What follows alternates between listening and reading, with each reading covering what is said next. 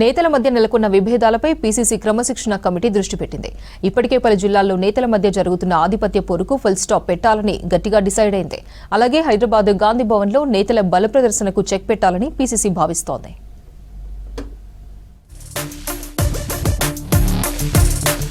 నేతల మధ్య విభేదాలు కాంగ్రెస్ కు తలనొప్పిగా మారాయి. ఉమ్మడి వరంగల్ జిల్లా నేతల మధ్య నెలకొన్న ఆధిపత్య పోరుపై కొన్ని రోజులుగా పార్టీలో చర్చ జరుగుతోంది.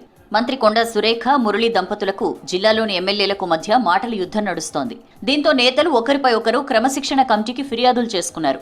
ఇప్పటికే కొండా, మురళి 2 సార్లు క్రమశిక్షణ కమిటీ ముందుకు హాజరయ్యారు. ఉమ్మడి వరంగల్ జిల్లా ఎమ్మెల్యేలు కూడా పీసీసీ క్రమశిక్షణ కమిటీ ముందుకు హాజరై తమ వాదనలు వినిపించారు. దీంతో ఉమ్మడి వరంగల్ జిల్లా నేతల మధ్య పంచాయతీని పరిష్కారం చేసేందుకు మరోసారి భేటీ కావాలని ఎంపీ మల్లు రవి నేతృత్వంలోని క్రమశిక్షణ కమిటీ నిర్ణయం తీసుకున్నట్లు తెలుస్తోంది.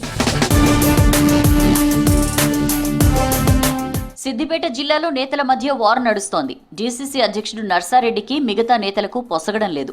నర్సారెడ్డిపై క్రమశిక్షణ కమిటీకి ఫిర్యాదులు చేశారు నేతలు. సిద్దిపేట నియోజకవర్గంలో కాంగ్రెస్ తరఫున పోటీ చేసి ఓడిపోయిన పూజల హరికృష్ణపై అక్కడి నేతలు అగ్రనేతలకు ఫిర్యాదు చేశారు. ఆయన పార్టీ వ్యతిరేక కార్యక్రమాలకు పాల్పడుతున్నారని క్రమశిక్షణ కమిటీ దృష్టికి తీసుకొచ్చారు. దీంతో క్రమశిక్షణ కమిటీ పూజల హరికృష్ణకు షోకాజ్ నోటీసులు ఇచ్చింది.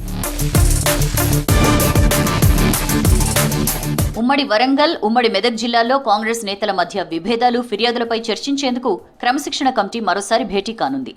అయితే నేతలు కమిటీ ముందుకు వస్తున్నప్పుడు భారీగా తమ అనుచరులతో గాంధీ భవన్కు వస్తున్నారు. ఇది పీసీసీకి తలనొప్పిగా మారింది. దీంతో ఇక నుంచి నేతలు బల ప్రదర్శన చేయకుండా చర్యలు తీసుకునేందుకు పీసీసీ రెడీ అయినట్లు టాక్. మొత్తానికి పీసీసీ క్రమశిక్షణ కమిటీ కాంగ్రెస్ పార్టీలో నేతల మధ్య ఆధిపత్య పోరుకు చెక్ పెట్టాలని ప్లాన్ రెడీ చేసిందంటున్నారు కాంగ్రెస్ లీడర్లు.